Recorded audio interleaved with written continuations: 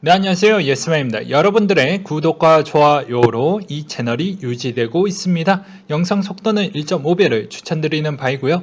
네, 이번에도 어떠한 소식이 나왔는지 같이 한번 내용을 보도록 하겠습니다. 어제 같은 경우에는 제가 게을러서 영상을 못 만든 게 아니고 이미 만들어 놨는데 해당 VPN이 원활하게 되지 못해서 영상을 업로드가 안 되더라고요. 이 점을 꼭 참고하셨으면 좋겠습니다. 네, 내용을 보시게 되면 바이든 대통령 초당파 의원과 회동에서 기존보다 온건한 수준으로 법인세 인상폭을 언급을 했다고 합니다. 바이든 대통령은 타협할 준비가 되어 있다고 발언을 했으며 5월 중순까지 6천에서 8천억 달러 규모의 예상된다라고 내놓기도 했습니다. 크리스트 하원 의원이 의원들이 인프라 투자 재원을 마련하기 위해 법인세 인상과 타협의 여지에 대해서 논의를 했고요. 법인세 인상은 28% 대신 25% 인상될 수 있다라고 해서 약간의 탄력적인 협상 구도를 맞춰 나갈 수 있는 그런 계기를 또 마련하기도 했습니다. 그리고 옥스퍼드 이코노미 스에 따르면 바이든 대통령의 인프라 일자리 투자 계획이 생산성을 향상시키면서 미국의 고용과 GDP 성장률을 끌어올릴 것이다라는 전망치를 내놓기도 했고요. 중국의 시진핑 주석이 신냉전과 이데올로 기저 대립을 반대하며 열린 세계 경제를 구축해야 한다고 강조하기도 했습니다.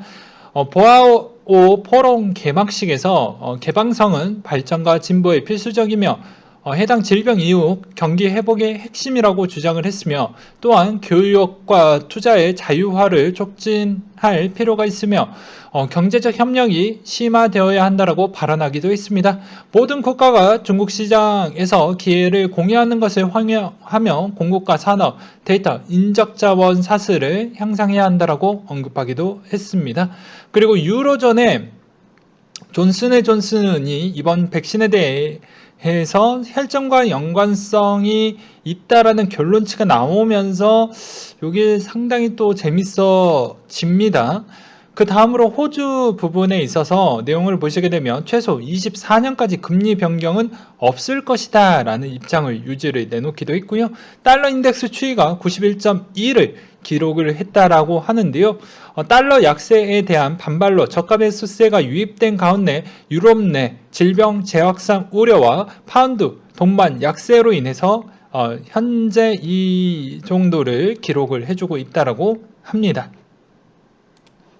네, 그 다음으로는요, 체인 파트너스 거래소 데이빗이 되게 노력을 많이 했지만 좀 안타깝게도 6월 1일자로 영업이 종료가 됐다라는 점이 좀 아쉬웠습니다.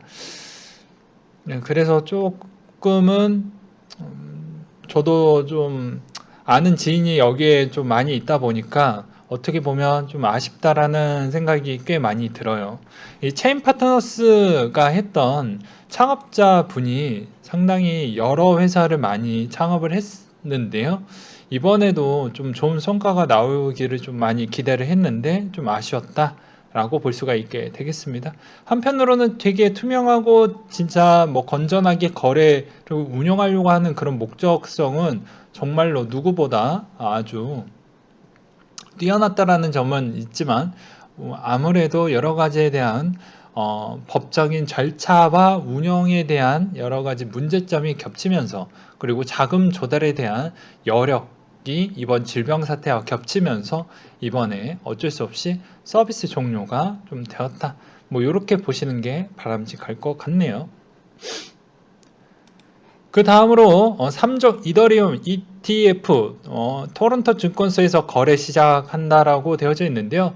그로 인해서 이더가 한때 5%까지 올라갔던 추이가 좀 있었고요. 그리고 갤럭시 디지털이 비트코와 인수 논의 중이다라는 내용이 나오기도 했습니다. 그리고 헤지펀드 창업자 빌 밀러가 비트코인 거품 없다라고 이야기를 했는데요. CNBC 인터뷰를 통해 비트코인은 거품이 없다라고 확신을 했다. 그는 최근에 비트코인 가격이 6.5만 달러 근접한 수준까지 상승을 했으며 이제 주류화의 시작이다라고 이야기를 꺼내기도 했답니다.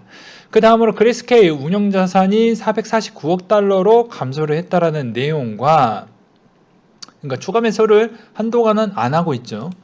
그리고 미국의 국세청 투자자가 하드포크된 코인을 지배력 갖춘 시점으로 과세를 될 것 같다라는 내용이 나오기도 했습니다. 그래서 여기에서도 예를 들어서 설명이 되어져 있는데요. 비트코인 보유자는 17년도 8월 1일날 발생한 하드포크로 비트코인 캐시에 획득하게 되었으나 코인베이스 사용자는 2018년도 1월 1일 비트코인 캐시를 받게 되는 등 중앙집중형 거래소의 투자자들의 또한 하드포크 코인에 대한 지배력을 갖추는데 몇 주가 걸렸다며 실제 하드포크 시점이 아닌 투자자들에게 하드포크로 얻은 코인의 자산에 대한 완전한 지배력을 갖춘 시점으로 과세 의무를 부여한다고 설명을 내놓기도 했습니다. 리플 CTO도 XRP 에어드랍 토큰 플레어 과세 대상에 포함이 될 것이다 라는 이야기가 나오기도 했습니다. 6월 말 XRP 보유자를 대상으로 에어드랍된 플레어 부분이 현지 법에 따라 과세 대상에 포함이 될 거라는 이야기를 했습니다. 그리고 구글 플레이 스토어 가짜 유닛스왑 앱이 있다고 하니까 조심하셨으면 좋겠고요. 그리고 20대 30대 암호화폐 투자자가 10명 중에 7명은 코린이라고 되어져 있습니다. 1분기에 계좌 개설을 투자를 시작한 20대가 81만 명, 30대가 76만 명, 합쳐서 158만 명, 그리고 20대 30대의 7명이 올 들어 투자에 뛰어든 코린이라고 합니다. 그러니까 어떻게 보면 약간의 김치코인의 점핑 같은 그런 효과를 내놨던 측면도 코린이가 일정 역할을 안 했다라고 볼 수는 없겠죠. 그렇게 좀 보셨으면 좋겠습니다. 그리고 미 정부 변호사 출신 전문가가 미국의 SEC 11월 초 3건 이상 비트코인 ETF 승인 전망을 내놓았다라고 되어져 있는데요. 저와 비슷한 생각인 것 같습니다. 5월 달에는 안 될 것 같고, 왜냐? 게리 겐슬러가 생각보다 인수인계 받고 약간의 이제 흐름이나 어느 정도 지금 어떻게 보면은 지금의 상황 같은 거를 어느 정도 파악하는데, 업무 파악하는데 좀 시간이 오래 걸릴 것으로 보여지기 때문에 5월 달에는 약간 그냥 연기를 할 것 같고, 아마 10월, 11월 정도 때 아마 되지 않을까. 그 중에 가장 유력하게 검토가 되는 것 중에 하나가 여기에서 피델리티 거라고 보시면 될 것 같습니다. 그렇게 보셨으면 좋겠고요. 그 다음으로 더불어민주당이 암호화폐 거래 과열 피해 대책 마련한다라는 내용이 나왔는데요. 특별히 암호화폐 관련 대책과 점검이 필요하다는 데 의견을 모았다고 합니다. 근데 이게 실제 우리한테 좀 도움이 될 만한 게 나오려고 하면 올해에는 기대하지 않는 게 낫지 않을까라는 생각이 듭니다. 그 다음으로 모건크릭 디지털 에셋 창업자 비트코인 6만 불을 돌파하면 다시는 내려오지 않을 것 같다 라고 해서 우리 사람인지 우리 사람이 아닌지 눈빛만 봐도 알 수가 있다고 했어요. 그래서 일단 이렇게 계속 홍보를 해주고 마케팅을 해주고 있는 실정으로만 해도 저희한테는 상당히 고마운 사람이구나 라고 볼 수가 있겠고요. 관세청이 암호화폐 활용한 무역금융범죄 거래 감시를 좀 타이트하게 하겠다라는 내용이 나오기도 했습니다. 그래서 오늘 나왔던 내용을 보시게 되면 국민은행 암호화폐 해외 송금 연루돼서 과징금과 과태료 처분을 받았다 이렇게 나와져 있어요. 그러다 보니까 되게 이제부터 본격적으로 조사에 임해서 약간의 세수 부족분을 좀 채우려고 하는 그런 측면이 좀 보인다라는 생각도 들기도 하고요. 그 다음으로 퍼럴렉스 디트 CEO 비트코인 10년 뒤에 1250만 달러 전망을 내놓기도 했습니다.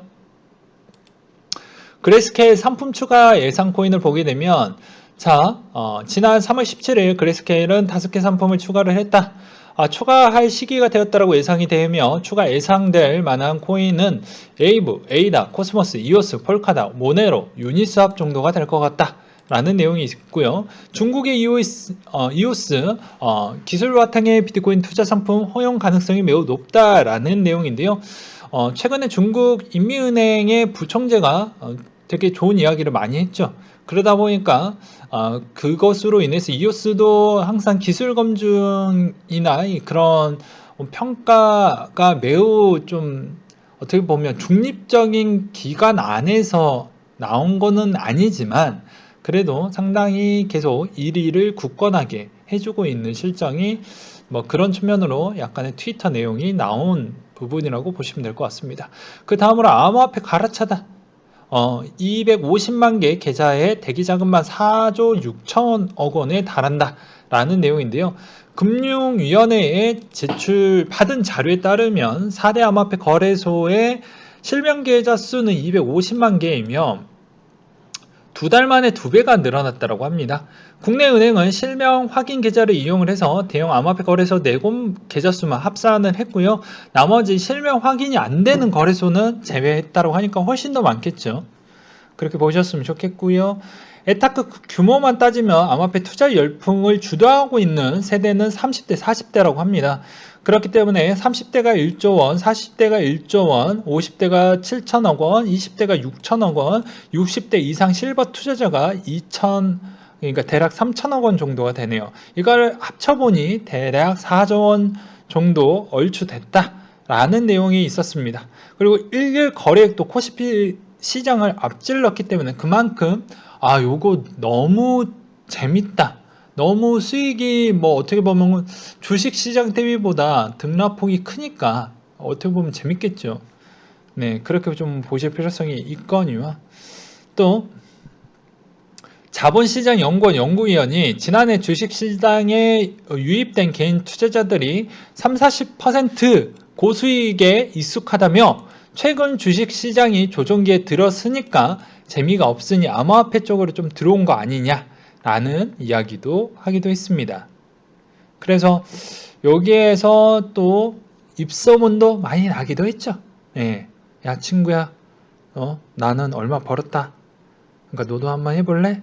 이렇게 하니까 내가 저 친구보다 못하는 게 없는데 한번 나도 한번 해보지 뭐 하면서 이제 이렇게 시작하게 되는 거죠. 아무튼 그렇다라는 거. 그 다음으로 일부 국내 카드사 모든 암호화폐 결제 차단이라는 내용이 나왔습니다. 자, 국내 카드사에서 모든 크립토 관련 결제를 차단하였습니다. 라는 내용인데요.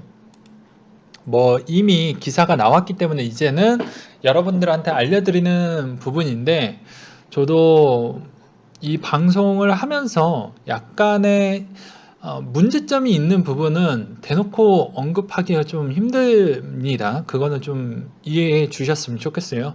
아시는 분들은 되게 빠르게 진짜 머리를 기발하게 돌려서 이미 프리미엄 차이를 또 해 드셨습니다. 어떻게 해 먹었냐?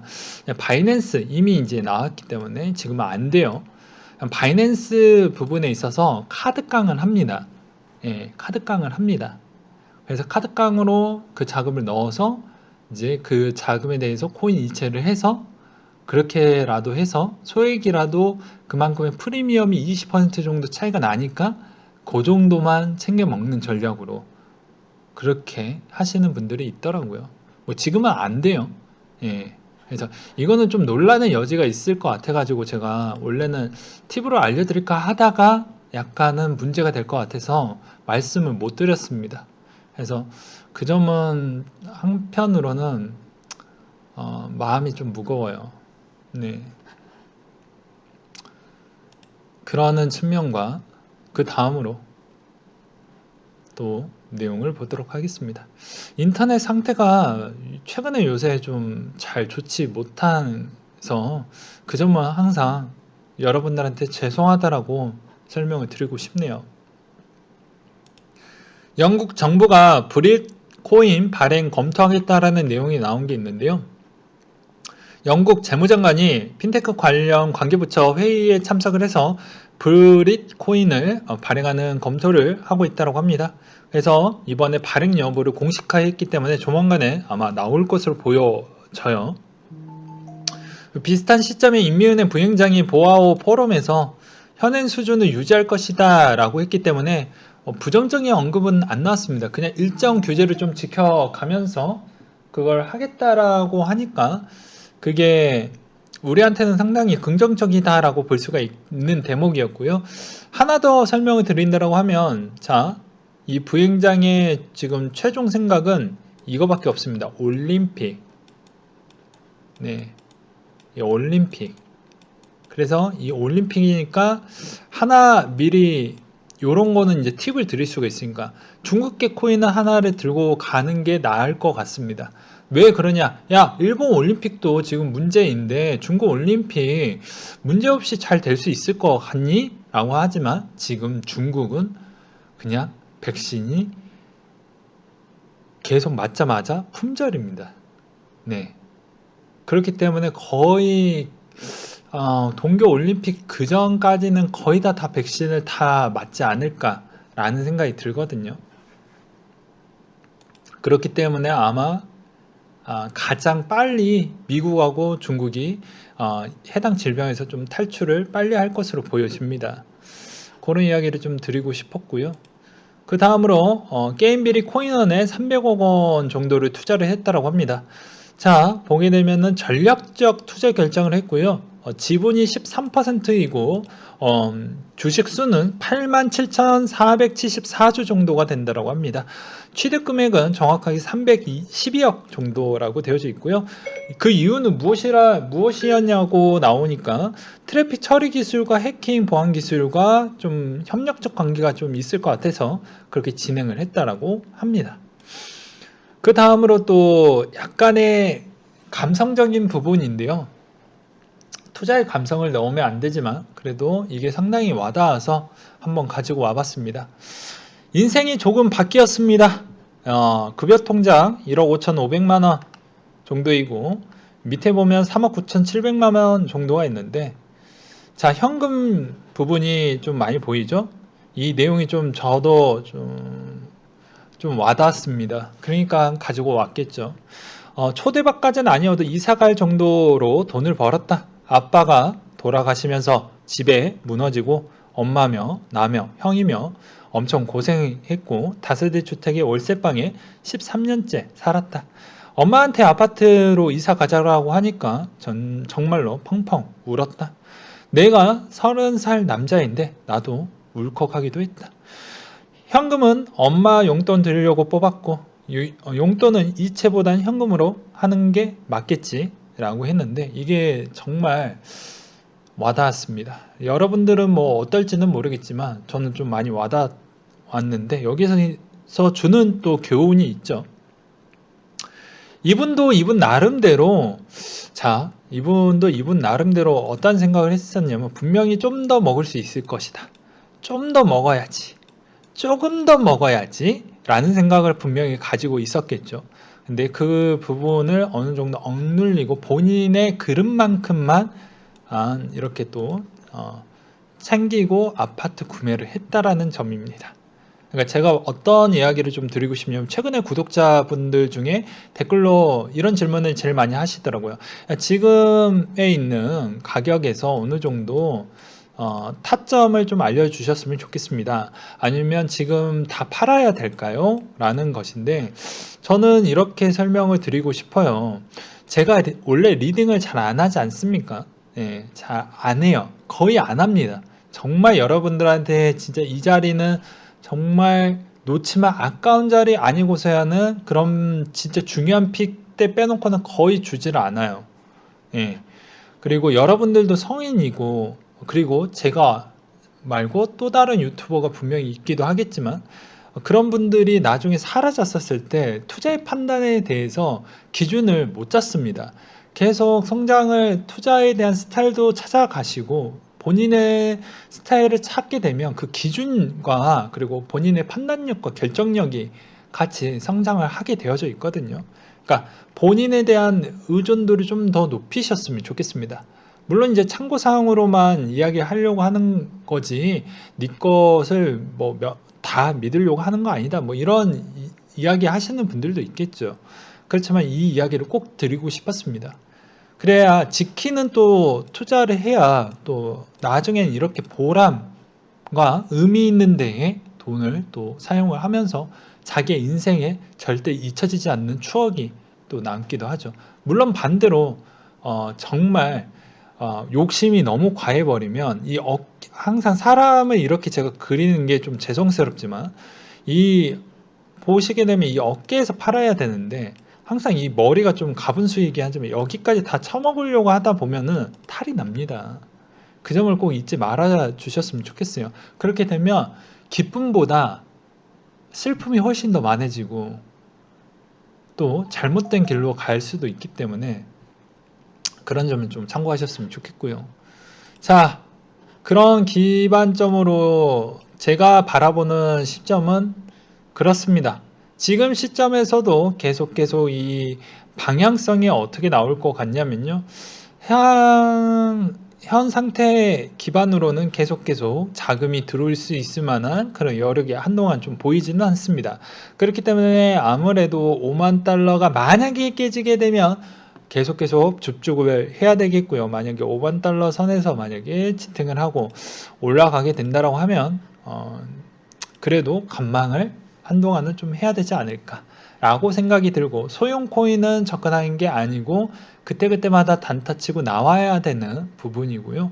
웬만하면 지금 많이 눌렸을 때마다 모아가는 알트코인, 아직 많이 안 올랐던 알트코인 쪽으로 좀 하게 되면 그래도 모아가는 개수는 꽤 될 것으로 보여집니다.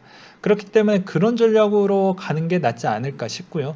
저의 전략은 미리 결과론적으로 따로 영상을 만들어서 설명을 드리기도 하겠지만, 결과론적으로 보게 되면 3만기 중에 무조건 50%를 정리할 계획입니다.